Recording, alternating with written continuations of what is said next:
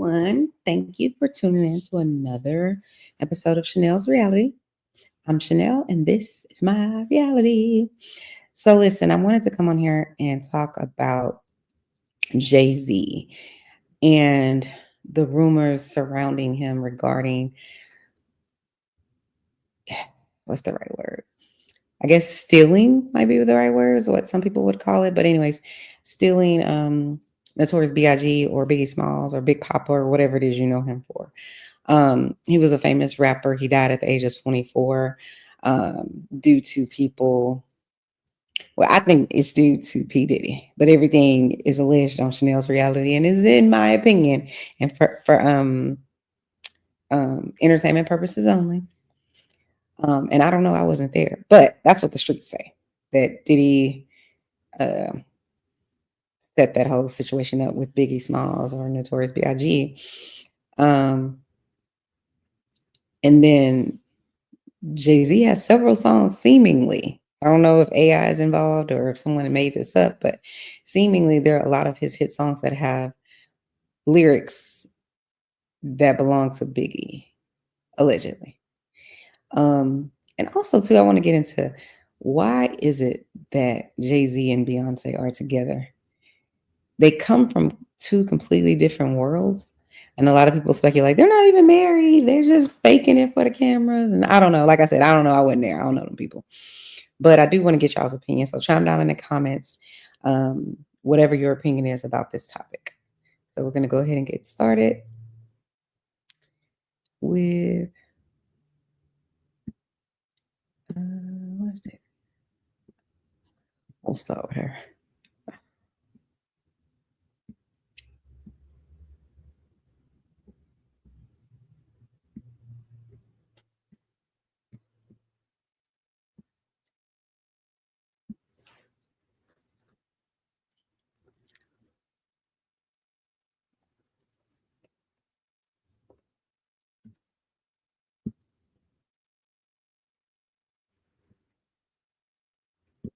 For rejecting him, and so he could level up Beyonce, who was struggling. Let's just say allegedly that happened. Now I want you to think about 106th and Park with Mary J. Blige. Free, who is a victim of Sean Carter. Whoa. Yeah. Mary J. Blige, who is a victim of Sean Combs, are sitting there talking about the death of Aaliyah amongst each other. Think about that. That is on tape. You got a Diddy victim, you got a Jay-Z victim, and you got a superstar gone. They know what happened. And yet, they had to sit there and have that conversation like they didn't know who did it. Mm. Think of the power of that moment. Think about Claudia Jordan right now. Claudia Jordan don't ever mention my mother name. She mentioned it yesterday. Uh-oh. Leave Claudia alone. I like Claudia. Talking about why people are afraid to come forward. You mean like you? Jaguar, girl, stop. You was Diddy girl. Corey was Jay-Z girl. Why don't you claim your friend? Because maybe they ain't friends. Claudia catching strays around here. So, Jack, when you say... When I say Corey, I'm talking about Kathy White. Oh, yeah. That's what I was about to ask. Jay-Z's pregnant mistress who died of an imaginary fucking aneurysm. Just like the woman who was best friends with Kim and Kimura, who wrote the book Bling and died as soon as it made the bestsellers list. Child. I don't know what to say about Jaguar. Right, because I wasn't there and I don't know that lady. I don't know none of these people, but it does seem like everything doesn't add up. And you know, my motto is if it don't add up, there's a lie somewhere. Somebody lying about something. And this whole story about Jay-Z, him stealing this and that, it just sounds like it's not adding up. I feel bad for Beyonce though, even though they say, the streets say, oh, she's involved in it and she tried to, she had the lady Kathy White unalive. That's what they say. But I don't know, like I said, because I wasn't there. So let's get into a little bit about why people think Jay-Z steals other people's music. I'll just say it that way.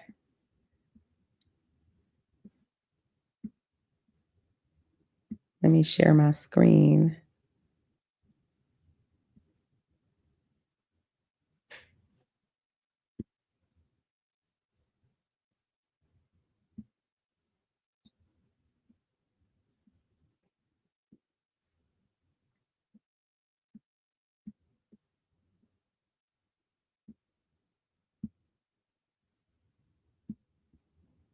Okay, here we go.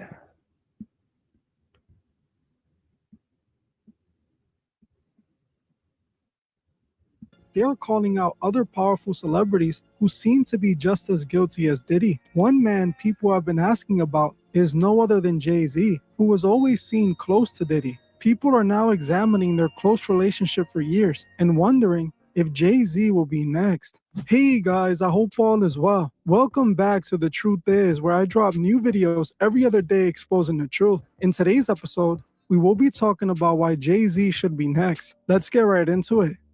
For years now, Jay-Z has been seen as one of the most powerful rappers in the music industry, growing himself a massive empire that's allowed him to amass in the billions of dollars. For the most part, Jay-Z and Diddy were generally seen at about the same level in the industry, with Diddy slightly leading the two due to him being an executive long before Jay. These two men are looked at as the top guys in hip-hop. They have so much power they can make anything happen. As we are now seeing with Diddy, that turned out to be a very bad thing, as he was using all that power to do some very disturbing things to many different people. He used that power to manipulate and control people. He also used it to have his way with men, females, and kids. It's even reported that he used that power to get rid of other rappers. Because of all this power, Diddy felt unstoppable, which allowed him to run amok for years. Who knows how many skeletons Diddy has in his closet? If you think what we're seeing now is dark, imagine the secrets he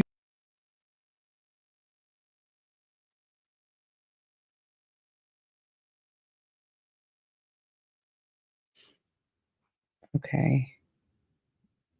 Let me bring up the video I was meaning to play because I was not meaning to play that one. Okay,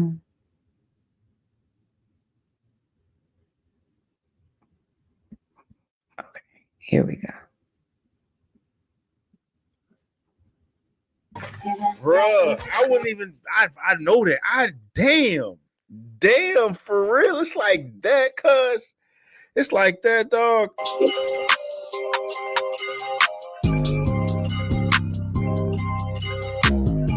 What up, Night Nation? It's your boy, Stevie Knight. About to get on one of these things. You feel me? It was good to watch.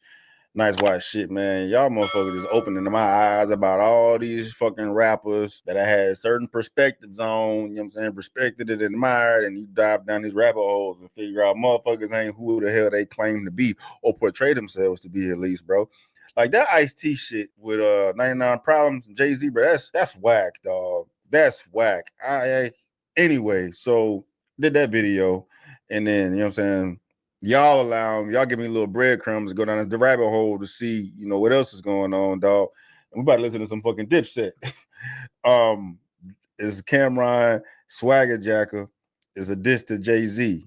So, Swagger Jacker definitely fits because Jay-Z got them jacked Ice-T whole swag and made one of his most monstrous records ever in his career off of that shit, bro. So I definitely want to see what the fuck Cameron got to say, dog. So let's peep.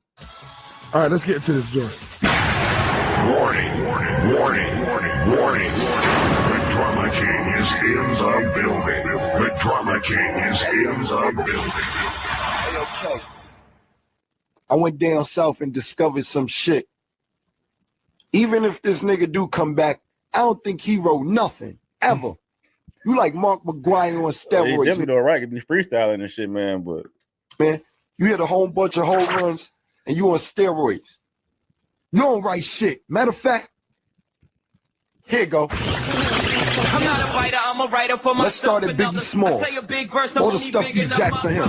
Let's go. I'm not a biter, I'm a writer. I'm not a biter, I'm a writer. I'm not a writer, I'm a writer. I'm not a writer, I'm a writer, I'm a writer. When the Grammys in the system, ain't no telling. Will I fuck 'em, will I diss 'em? That's what these hoes yelling. I'm a pimp by blood, not relation. Y'all still chase songs, I'll replay songs. When you in the system, ain't no telling when I fuck 'em, will I diss 'em? That's what they be yelling. I'm a pimp by blood, not relation. Y'all be chase on, I'll replay some. I'm not a writer, I'm a writer. Going blind sweepstakes, ass questions like that. By most of these so-called gangsters.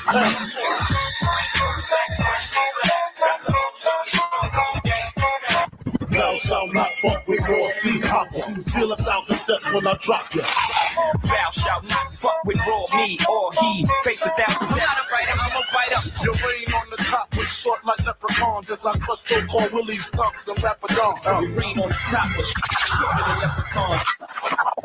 Ain't no other kings in this rap thing, they siblings, nothing but my children. One shot, they get the Ain't no other kings in this rap thing. God damn, this is ridiculous. We going on 10 minutes with just big. I mean, rappers be recycling each other's bars all the time, dog. But how the hell they making this shit look? This shit looks like an overt effort to fucking like regurgitate Biggie's bars, dog. But I'm like sitting back thinking, you know, Jay-Z, Big, New York, what they represent in hip hop, man. I was just out of the pocket in this shit during this time. Because I've never been a big fan of Jay-Z, never been a big fan of Dipset. So I'm trying to understand why I was never aware of this shit prior to that. And it's because of that. Because, you know, I'm from Atlanta. I wasn't giving a fuck about what's going on up north, man. But then it's at the same time, like Jay-Z has turned into what the fuck he's turned into. Coming from the bigs from New York, I'd imagine this shit like this would have followed him. You know what I'm saying? Like motherfuckers be clowning. I mean, that's what it is, though. Boom. I was about to say, motherfuckers be clowning Drake from the whole ghostwriting shit, but that has not, you know, dissipated this man's career at all. Like Drake's still to the fucking moon. So I'd imagine it's the same situation with Jay-Z, bro. But at least for me and the motherfuckers, I gotta dive more into this shit, bro. But like, come on, I mean, really, I've heard enough, dog.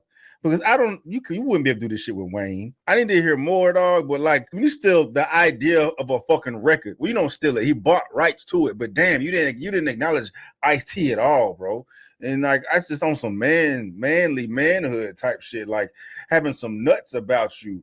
You know what I'm saying? Being genuine and shit, bro. You gonna fucking take off with this fucking record like it only belongs to you. Created this whole idea when the shit was created by a whole nother fucking rapper out here, bro. I personally can't respect that shit.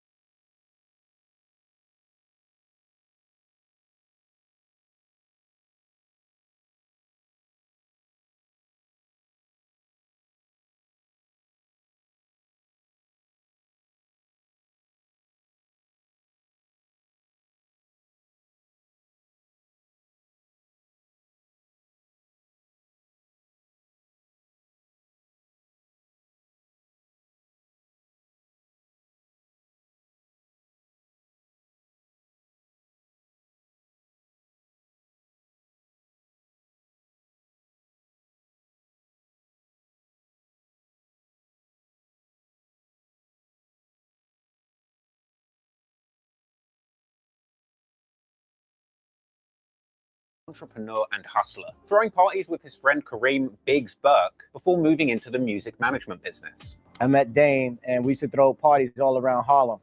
So Dame had kind of left Harlem for a second to get in the music game. Jay-Z was actually introduced to Dame Dash by his friend DJ Clark Kent, who had signed a group that Dame was managing called Original Flavor. Dame and Jay clicked immediately, apparently over a shared love of sneakers, with Dame Dash reportedly being pressed by Jay-Z's, I assume, creaseless Air Force Ones. But before they would make each other's P's triple and go into business together, they became friends for a few years, with Jay actually performing a feature on the Original Flavor song Can I Get Open, appearing in the music video wearing so much oversized denim it looked like he'd taken a superglue bath and just ran through the big and tall section of the Levi's outlet. But after some time, they decided to partner up, and Dame got to promoting Jay-Z's first single, In My Lifetime, which even included a Dame Dash shout-out on the B-side track, I Can't Get With That. And they started hustling Jay's records any which way they could, out of the trunks of their cars, on street corners, or even at barbershops, just trying to get a buzz. Get it? Buzz? Barbershops? You know, because all right, at least I have hair, Dame. Before long, Jay-Z's music was popping in the New York streets, and they had managed to bag an early record deal. First off, getting a single deal with Payday Records for the song In My Lifetime, which ultimately fell apart when Jay felt like they weren't doing proper promotion. So Jay and Dame managed to finesse their way out of that deal like a couple of young Lil Pumps. And once Jay completed his first full LP, Reasonable Doubt, Dame got to shopping it around labels, but unfortunately there weren't any takers. So Jay and Dame pulled their resources along with their friend Biggs and decided to go into business together, starting their own label. They wanted a name that matched their big money aspirations and decided to name it Rockefeller Records after the world's first billionaire, John D. Rockefeller. But let's not forget, this was also a smart double entendre referencing Jay-Z's drug dealing past and New York's draconian Rockefeller laws that increased the penalties for people getting caught in the city with drugs. However, for the record, story goes that Rockefeller was started 100% legit, with the money left over from getting out of that Payday record deal. So not drug money, contrary to popular belief. I know everybody wants to believe that Jay-Z was like the Jeff Bezos of cocaine, swapping loose rocks of cocaine for studio time and signing his first record deal on a passed out fiend's back. But unfortunately, the trap law is that Rockefeller was a legit enterprise from day one. So the Rockefeller crew rented a small office space in John Street in New York, hustled away, and eventually landed a new distribution deal with Freeze Records and Priority. Under this deal, it saw an even split of the cost of business, with Freeze handling production and distribution of the records, with Rockefeller managing the production and retaining the royalties with a 70-30 split on sales. This is an incredibly favorable deal considering how badly artists were getting shafted in the 90s. Bear in mind, this was the early days before you could even blame your bad record deal on DJ drama. Reasonable Doubt was a slow-burning success for Jay-Z, spending around 18 weeks crawling around the Billboard charts, eventually peaking at number 23, selling 43,000 copies in its first week and going on to sell 400,000 units over the course of its first year. Jay must have been pleased, all of those sales without having to touch a single junkie. And while the relationship with Freeze Records eventually went sour after they dragged their feet in paying Jay-Z, the Rock Boys were able to leave the deal as free agents whilst retaining the ownership of the Reasonable Doubt masters. A pretty boss position to be in, frankly. And by 1996, Jay, Dame, and Biggs had attracted the attention of Def Jam Records, specifically Irv Gotti, famous for founding Murder Inc. Records, discovering Ja Rule, and Smelling Like Pussy. And of course, Leo Cohen, famous for being Run DMC's road manager, running Def Jam Records with Russell Simmons, and of course, never shutting the fuck up about being Run DMC's road manager. And my first job was to take Run DMC to Europe, Run DMC.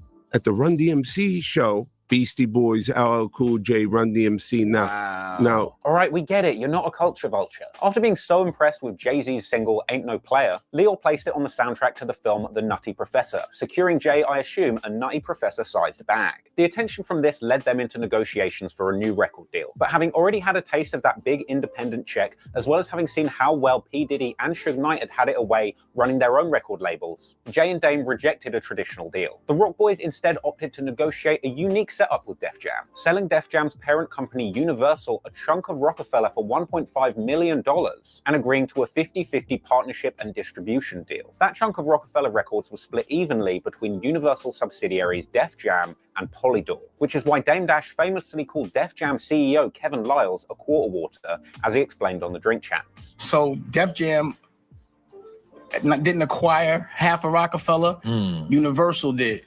And Def Jam got 25%, and Universal had the other 25%. So they only owned a quarter. 25%, and we quarter war. Yeah, and we own 50%. Now, this was supposedly a shrewd deal negotiated by Dame Dash, which would see Def Jam taking responsibility for all of the production costs of Rockefeller's records, but only entitling them to a third of the royalties. This was a huge W that Dame had secured for Jay and the Rock Boys. And from there, the Rock would become a behemoth of big pimping and big balling, shining as bright as Dame Dash's big baldy head. Jay's second album, In My Lifetime, aimed to have broader appeal than Reasonable Doubt, so he drafted in P. Diddy and his Hitmen production team to produce jiggy radio hits. I assume he wanted someone all over the songs, all up in the videos, dancing. But the album was a big success, peaking at number 3 on the Billboard chart and spawning 3 top 100 Billboard singles. And Jay-Z followed that up with Volume 2, Hard Knock Life, which is where his career truly exploded, leaving the biggest mark on the 90s since Bill Clinton spaffed on that intern's dress. The lead single to that album, Hard Knock Life, was truly one of the biggest rap songs to break into the mainstream culture ever. It landed at number 15 on Billboard and went top 10 in over 10 different countries. The album debuted at number 1, selling 250,000 copies in its first week, eventually going 5 times platinum, selling over 5 million copies. And remember, since they had such a favorable split with Def Jam, this album reportedly could have banked Jay-Z 15 to 20 million alone. Damn, just think how much jet ski safety equipment he could buy with that. And it turned out that the Rockefeller Def Jam deal was more shrewd than anyone could have even imagined. According to Biggs, the terms of their Def Jam deal didn't actually kick in until they delivered their second album, by which time most record labels are assuming that their artists will be cooling down. They thought that we would be on a decline because the lifespan of an artist at that time was 2 to 3 albums. So the deal didn't kick into the second album, but it just so happens we knocked it out the park and sold 6 million records. So by the time renegotiation came around for Def Jam and Rockefeller, they were popping, allowing them to sign a 3-year extension worth a reported $30 million. And from there, they made like Wu-Tang Financial and begun trying to diversify the rock. You need to diversify your bonds, nigga. The Rockefeller empire began to grow into a conglomerate, with Dame, Jay, and Biggs using the rock umbrella as a platform to launch other successful products into the market. And with that, each of the 3 Rockefeller co-founders began to focus on different things. Jay-Z leveraged his personal brand heavily to land big-ticket endorsement deals, most notably his S-Carter range with Reebok, who also had a deal with 50 Cent around the same time. I know, Reebok. Come on, Jay, you're better than that. And now I've got to do this to you. What are those? Really, what are those? At one point, there was even a Kanye West edition of the S-Carter sneaker, though apparently these didn't come out, and for a minute, the world was nearly deprived of an ugly Kanye West-produced shoe. Oh wait, no they weren't. So whilst Jay was swanning off finessing his name for cash, Biggs stayed back and steered the ship, focusing on the future of the Rockefeller record label. And the label's roster was strong over the next few years, with the label signing famous acts such as Cameron and the Diplomats, Jim Jones, M.O.P., ODB, Freeway and Memphis Bleak, Beanie Siegel, and even a young Kanye West. They also bought the rights to a vodka brand called Armandale. It was kind of like Ciroc before Ciroc. An equally tasteless attempt to cash in on their high profile by flogging cheap liquid liver poison to the urban community off the back of their hip-hop hits. But hey Dame, tell me more about how everyone but you is a culture vulture. But as we all know, the Rock's biggest side hustle came in the form of fashion. In the 90s, many of the Rock's artists grew fond of a fashion brand called Iceberg, another ugly, overpriced Italian fashion brand that seemed to capture the attention and bank balances of rappers around the 90s before slipping away into irrelevance. But at one point, they would truly pop in, and Dame even attempted to set up a partnership with them, which failed. So in 1999, the Rock Boys decided that rather than helping other companies make money off the back of their culture, they'd set up their own clothing business, Rockaware, which Dame Dash would have a heavy hand in getting off the ground. I would make records and I'll talk about like various like clothing brands. I would go to them like, we should work out a deal. I think I'm affecting your business a little bit. You know what I'm saying? Maybe you should work with me. And they was like turning me away. Like I don't think they understood the amount of clothing I was moving for them. Maybe I could just start my own thing, start my own clothing line. Rockaware started life as a simple brand with a logo printed on t-shirts. But from there, they set out to go bigger and set up a meeting with Russell Simmons, who not only founded Def Jam, but fellow hip-hop discount rack favorite Fat Farm. Fat Farm was huge in the 90s, as was its female-focused sister brand, Baby Fat, which in the 90s was responsible for covering more young women in P's than R. Kelly. Russell Simmons set them up with the contacts that they needed to become a legitimate fashion house. And they did this via licensing deals with...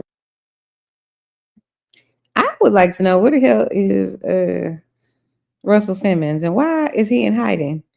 Is he in Bora Bora or something like that? Like, where the hell is he? Child. I think he's a pedophile too. I think. Because didn't he date Kimora when she was like 16 also?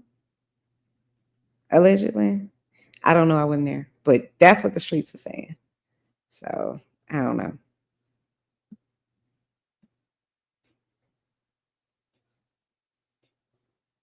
Quarter of Rockefeller. Now, tensions had been high between Dame Dash and the other higher-ups at Def Jam due to his terrible behavior over the years. See this jacket? Shit, got this, man. You see the Memphis Bleak? I didn't never have a Rockefeller coat that said Memphis Bleak. And in 2003, secret exploratory meetings had taken place between the CEO of Universal, Doug Morris, and Jay-Z. These were discussions over the potential for Jay-Z to join the executive ranks of Universal after being so impressed with how well he'd managed things at Rockefeller. And backroom dealings regarding Jay-Z's future career as both a rapper and an executive continued behind closed doors. These culminated explosively in the famous blackout marketing meeting arranged in secret by Def Jam. Now, Dame got word that a secret meeting about Jay-Z was being held by Def Jam, and so he reacted like any rational corporate CEO would. He called Choke No Joke, the Rockefeller videographer who came to film Dame ambushing everybody at the boardroom meeting. So Dame had no idea about this meeting, you know, so he was wondering how could they call me for Rockefeller. Dame told me, you know, yo, Choke, Def Jam calling me in for the Black Album. They didn't inform me. Meet me at the office at 9:30. We're gonna bust up in the meeting at 10 o'clock. Dame walked into that boardroom and let it rip with all of the finesse of somebody whose car had been blocked in by a child's hearse. Y'all should have called Damon Dash, make sure I was privy to it, and make sure I was CC'd or whatever. Question, everybody looking dumb in the face. So what was we doing? What was we talking about in terms of Jay? Let me know. So if y'all want to talk about Jay, if they're on the agenda, let's go through it. No, we're gonna reschedule. What the fuck you mean you're gonna reschedule? We'll reschedule, man. What you mean you're gonna reschedule? You get the fuck out. You're not a leader. You don't know shit about my culture. Get the fuck out. You don't know shit about Jay. Yeah. No one needs you. Get out. Clear sample or something. You know what this reminds me of?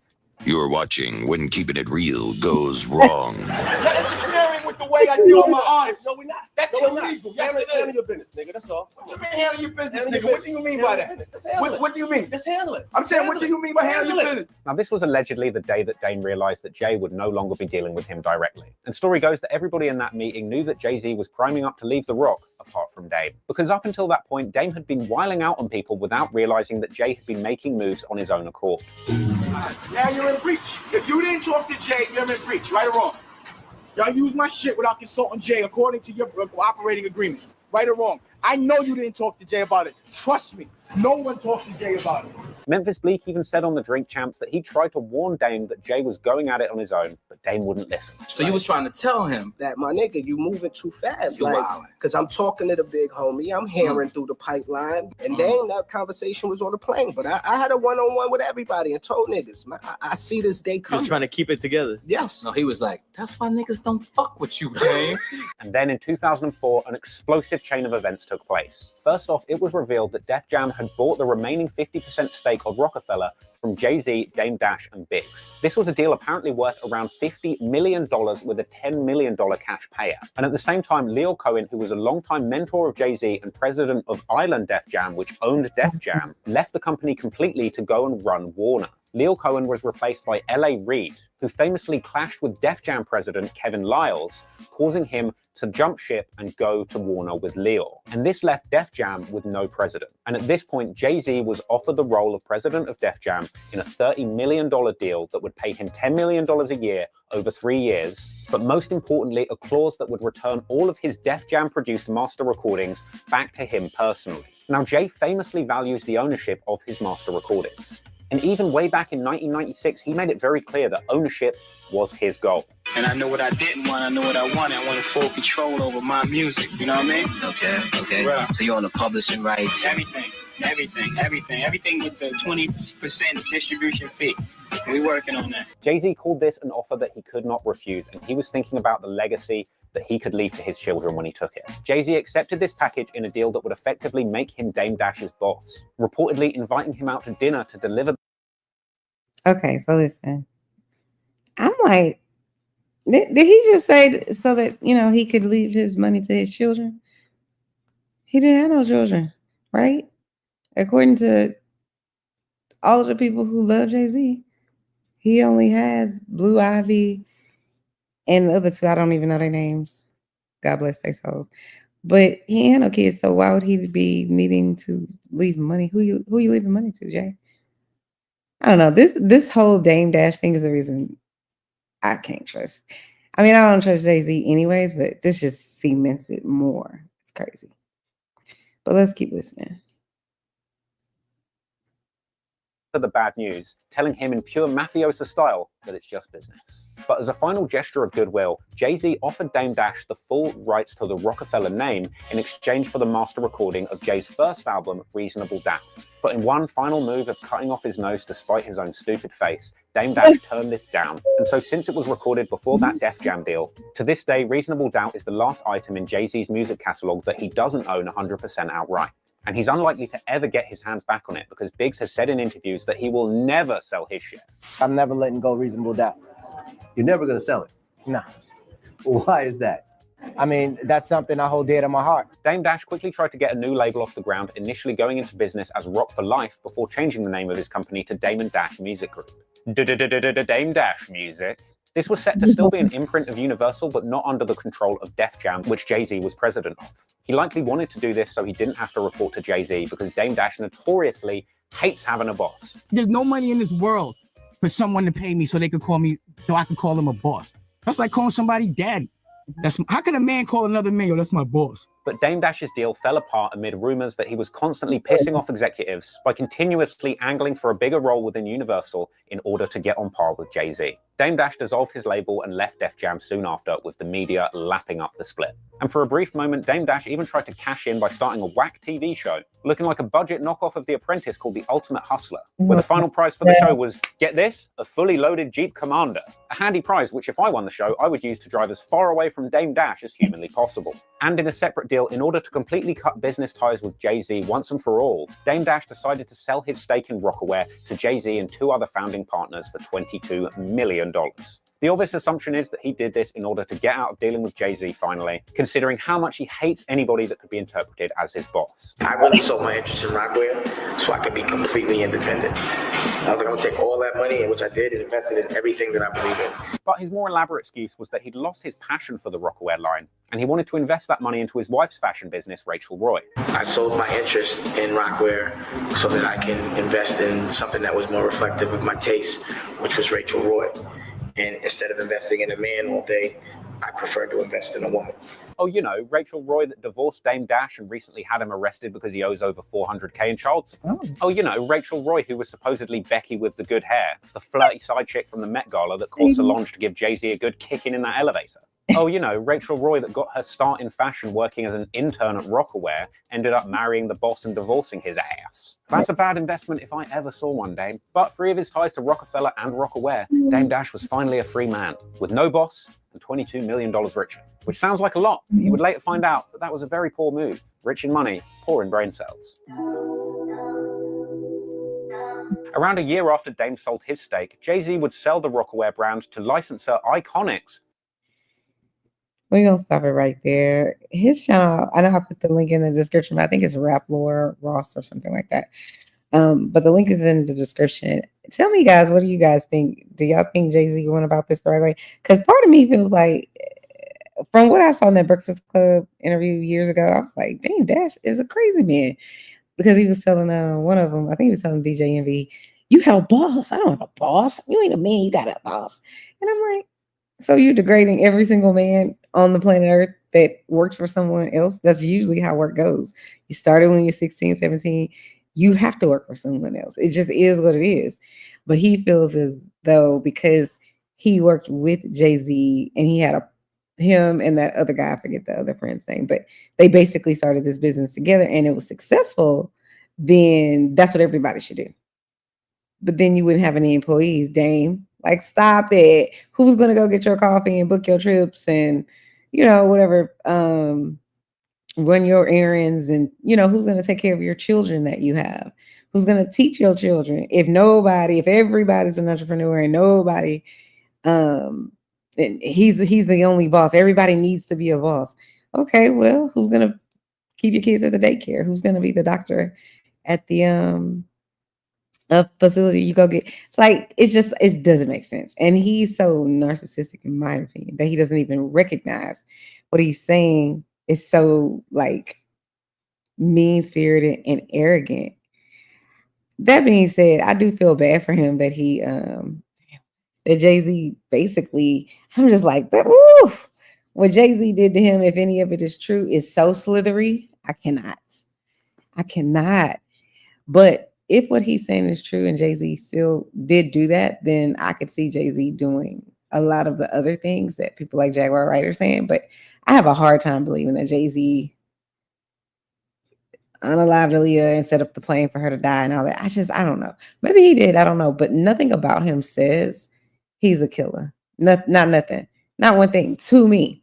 But Kanye did get on that stage and say, Jay-Z, I know you got killers. Please don't send them at my head. Call me, bruh. If Kanye is saying, I know you got killers, I mean, you probably got killers. But anyways, and then the fact that he allegedly stabbed his brother. No, I think he shot his brother. Yeah, and then stabbed some man in the club, allegedly. I'm like, well, if he can do that and get arrested multiple times, then I don't see why he can't do any of the other stuff. And it does make sense that if all of those other things are true, that he would hang out with someone like Diddy. The part that's confusing me just slightly is the Beyonce part. I'm like, why would Beyonce want to be around somebody she knows was a drug dealer, somebody she knows had, these other issues with the police and be violent to other people? It just doesn't make any sense to me why that would be a good fit for her, because she has this very good girl persona. I don't believe that's exactly who she is, because I believe, like she said, I got Sasha Fierce. I don't believe that's who she is.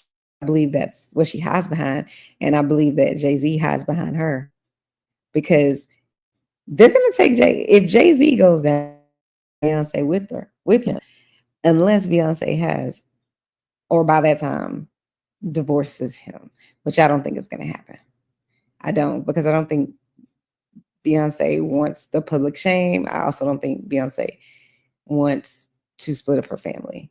And it's like, that's a lot of women. A lot of women will try to work it out with a man that has cheated on them, treated them treacherously and whatever else, simply because they want to keep their family together.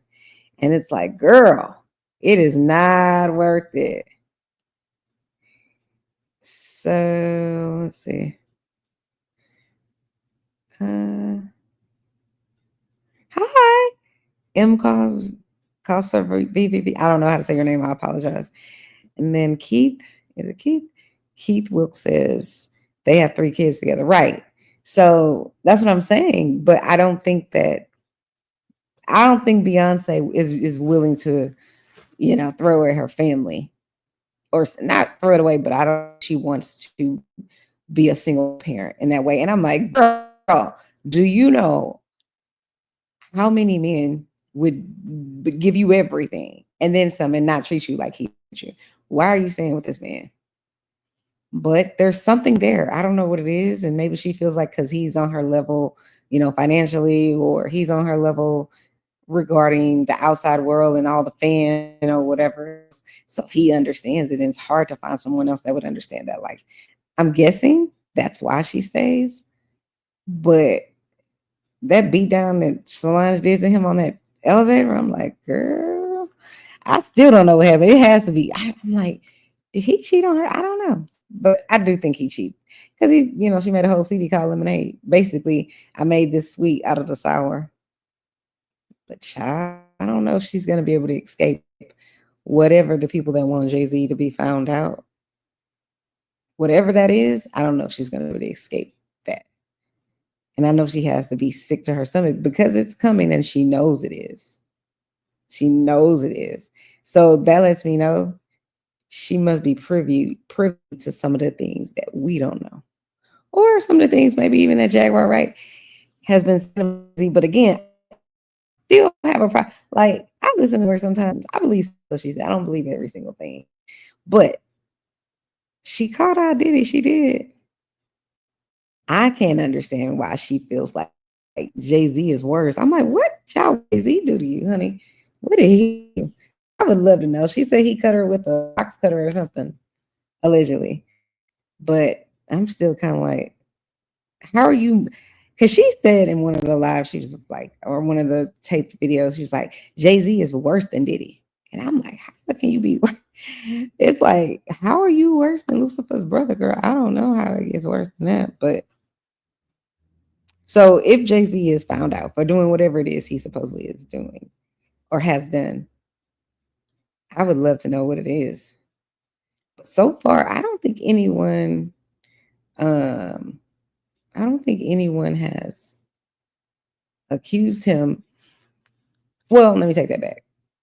I think people have accused him, but it's never made it to mainstream media in the way that what Jaguar said made it to the mainstream media. So Keith says Jag have mental issues. What mental issues are you talking about? Because unless you have read the DSM, which is diagnostic statistical manual for diagnosing people with mental illness, and I think it's not a good taste to say that. Because if we're going to keep it 100, everybody has mental issues. And the reason I say that is everybody has trauma. All of us have had someone that did something that hurt our feelings at some point in your life, whether you were 10, whether you were 20, whether you were 60. Something has happened to you or I and everybody else in this life. And therefore, when you see those things again, traumatic, so you get triggered. And that response to how you trigger it could be considered mentally ill. But mental illness requires criteria. You have to say, if someone's bipolar, if you're going to diagnose them with this, it must fit this criteria. There's timelines. Is there verbal or, auditory or visual hallucinations, all kinds of things that, quote unquote, are the qualifiers of mental illness. So if you've ever had anxiety, like I said, that's considered a mental illness. Again, it has qualifications and there's levels to it. So you have mild versus severe. But because someone doesn't agree with you doesn't make them mentally ill. I don't know Jaguar right. She might be, but I don't know her, so I'm not gonna attach that to her. But what I will say is she said a lot about Diddy. And it seems like, based on these lawsuits, a lot that she said has been true. I definitely do think she has a lot going on mentally, but I'm not saying she's mentally ill. I just think if you're privy to so many things that you know have gone on and nobody believes you, or you've been screaming it for 30 years and no one would hear you, and they say, she's just crazy, or whatever it is people say to minimize you. You might be a little bit off your rocker too, because a lot of stuff I just think the mainstream media doesn't know, or nothing about Biggie. Listen to that type of thing, but outside of that, doing anything not to have, obviously make so you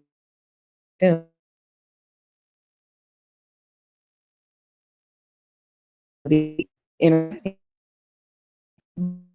My goodness. And the other thing that people